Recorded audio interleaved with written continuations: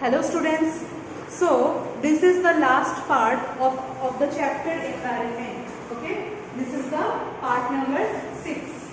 This is our last and the final part, and along with the PDF notes also I have attached one worksheet for this chapter, okay, that contains all the important questions from this part as well as from chemical calculations also. Two worksheets are given, okay, so there you can find all the important questions from these two chapters. Okay, so let's start with our today's class. So uses of renewable sources of energy. So as we have discussed that there are many different types of renewable sources, just like solar energy, then wind energy, tidal energy. So today we will discuss it in details. So first we are going to discuss about solar energy.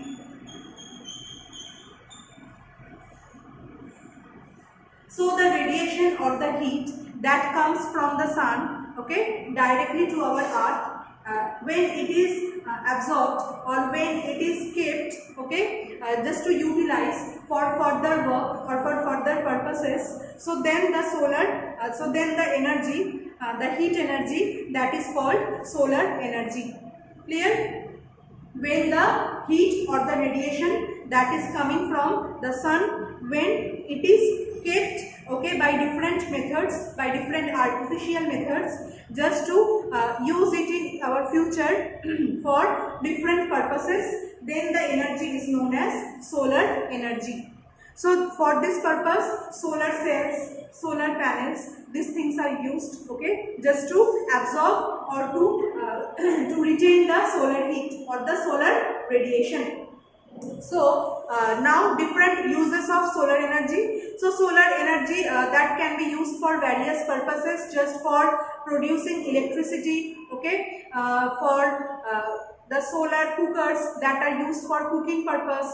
So different uses are there that you already know, okay, that things are already given in your PDF notes also.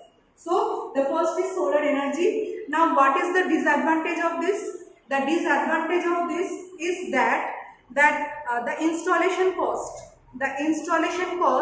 of this solar cells or solar panels is very high. So therefore the installation cost, as it is very costly or as it is very expensive, so it's a little bit problematic or difficult for us.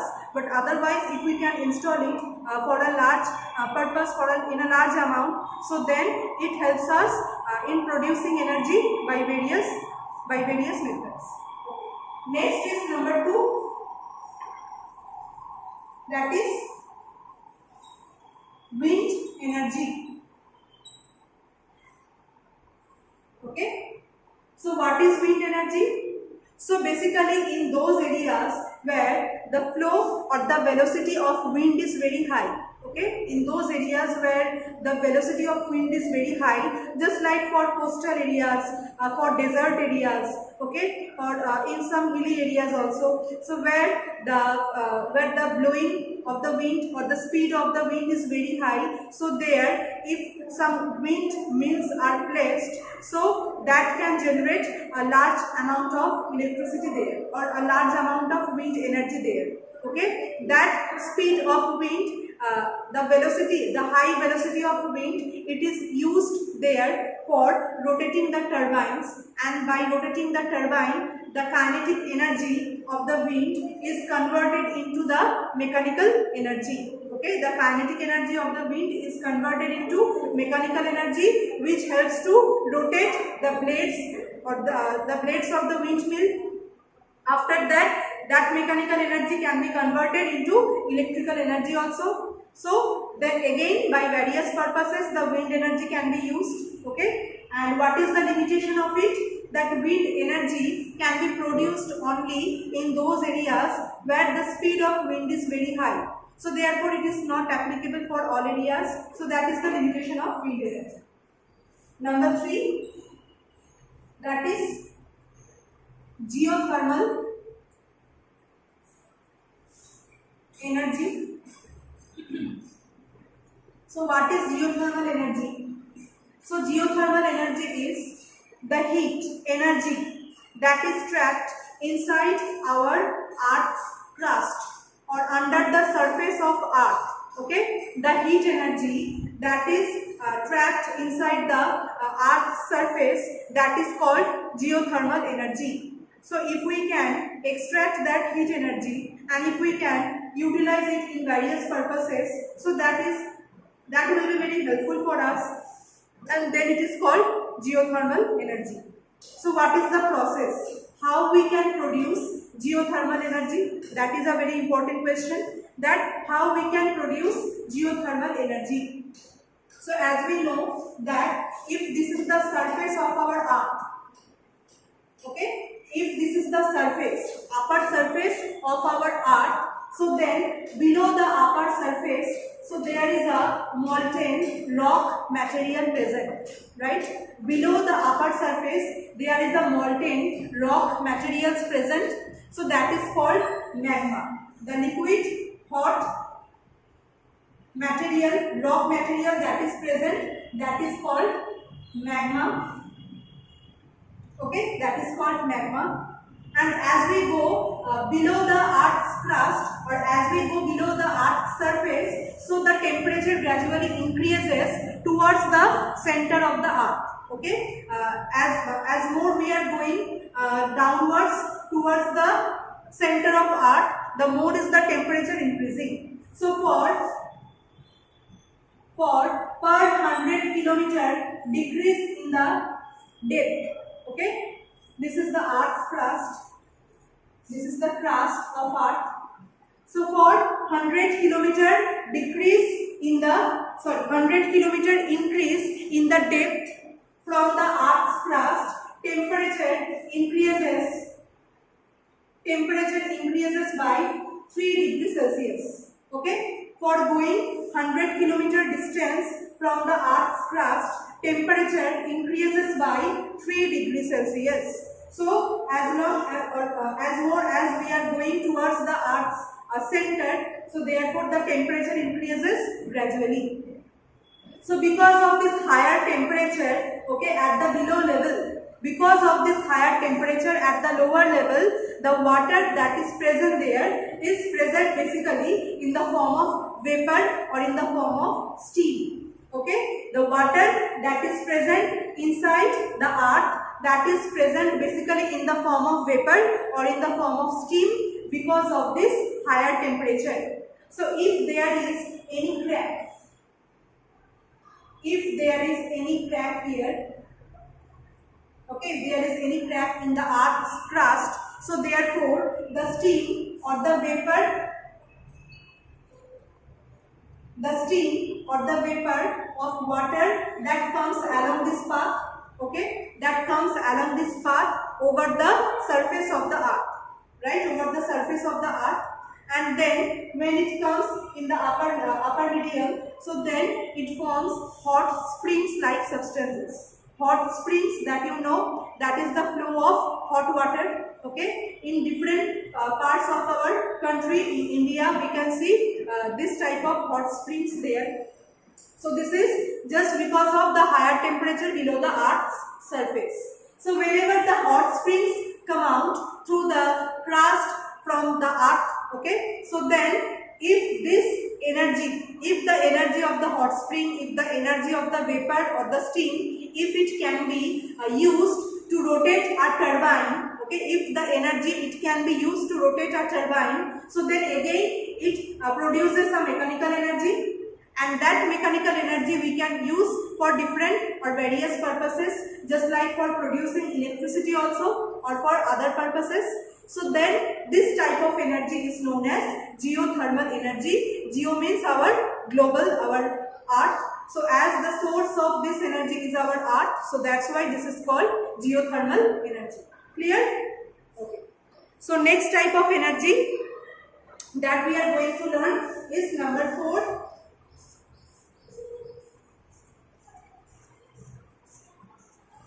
Number 4, that is tidal energy. So from the name it is almost clear that tides means all the waves, okay, that are created in the sea or in the oceans. So these higher tides or lower tides, so whenever these are created in the seas or in the oceans or in any in these water bodies, so the kinetic energy is mainly responsible for motion purpose.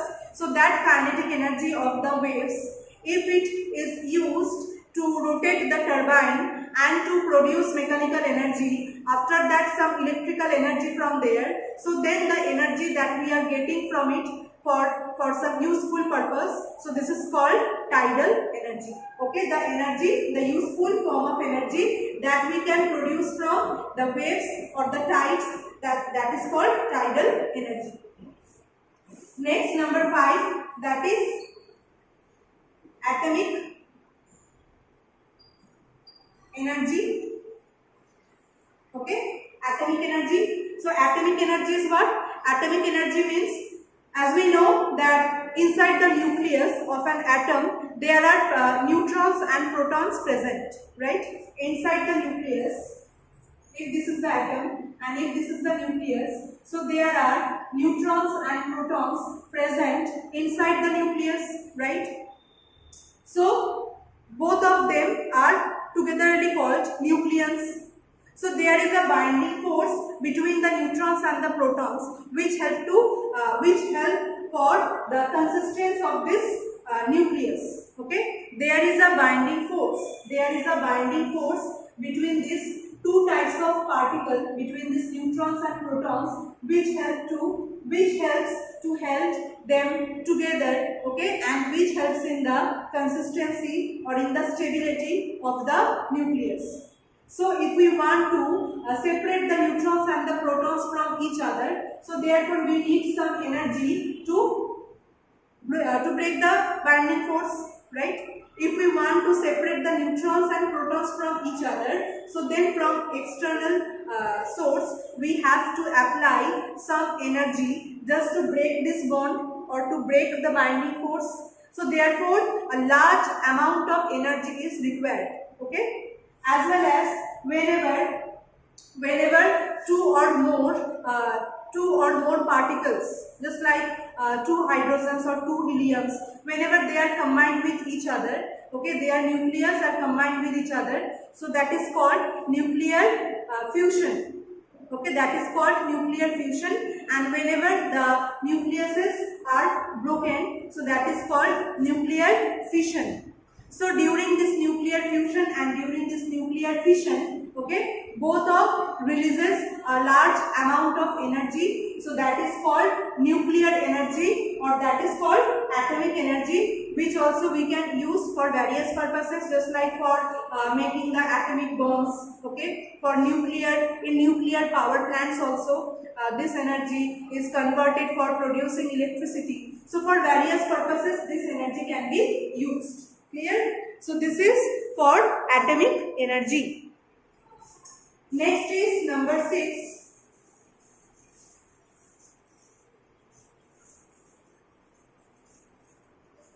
Number 6.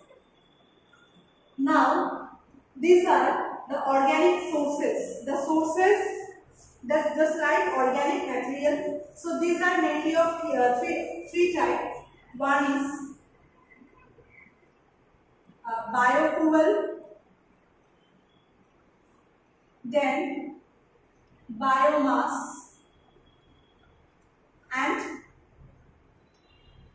biogas. Okay, biofuel, biomass and then biogas. So what is biofuel?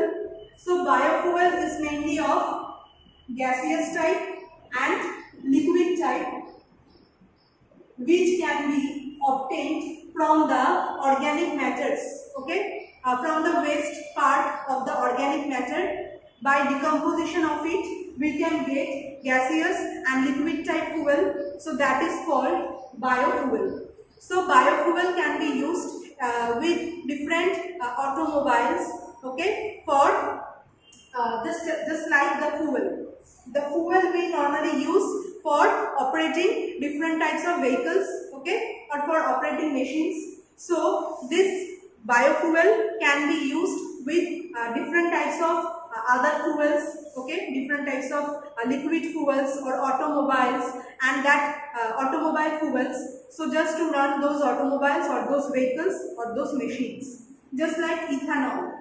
Ethanol can be used, ethanol having formula C2H5OH. So this is also one type of biofuel that can be used with other automobile fuels to operate vehicles or other machineries. Okay. Next is biomass. So biomass is just the mass, that is the waste part of different plant and animal wastes. Okay. Just like vegetable peels, the dead bodies of the plants or the animals. Okay. Or the cow dung, cattle dung. So these all the things which are the waste part, so that can make energy also by the anaerobic decomposition process. So that is called biomass. And the gas that we are getting by anaerobic decomposition,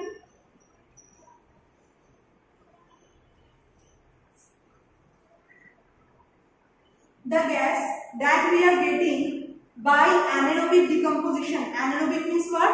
Anaerobic means the decomposition or the breaking down of complex substances into simple substances. Breaking down of complex substance means what? Just like those waste particles, those waste materials. These are large hydrocarbons. Hydrocarbons means the compounds that contain carbon and hydrogen as their basic element. So whenever decomposition reaction takes place, decomposition means, in simple word, breaking down of a complex substance into a simple substance. So anaerobic decomposition takes place here. Anaerobic means what? In absence of oxygen. So this type of biomass, they are kept under the soil or under some plant, okay, which is completely vacuum. That means no air is present there. So in absence of air or in presence of a very low quantity of air, so by different types of microorganisms like bacteria or germs, so these compounds are decomposed or are broken down into simple type of substances like methane, CH4. Okay. So whenever these are decomposed into simple substances, so the process is called anaerobic decomposition. So the source substance, this is known as biomass, and the product after decomposition is known as biogas. And biogas is mainly composed of methane. Approximately 75% of methane is present in the biogas. Okay. So these all are having different types of useful methods, different types of uses. Sorry. Different types of uses are they having.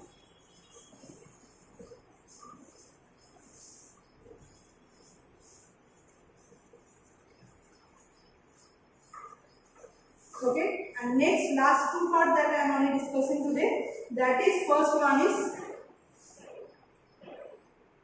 coal bed methane. Coal bed methane. So what is coal bed methane? So in different mine areas, in different coal mine areas, when there are large amount of methane gas is present there, okay, so then that huge amount or plenty amount of methane gas that makes a layer over the hard rocky part of the coal, okay, the hard rocky substance or the hard rocky surface of the coal on which methane makes a layer. So this is called coal bed methane. Okay. So as the percentage of methane is very high there, so therefore it can be a very good source of fuel. because it contains a large amount of methane, so therefore it can be, it will have a very high calorific value, so therefore it can be used as a very good quality fuel. Okay, so that is coal-based methane.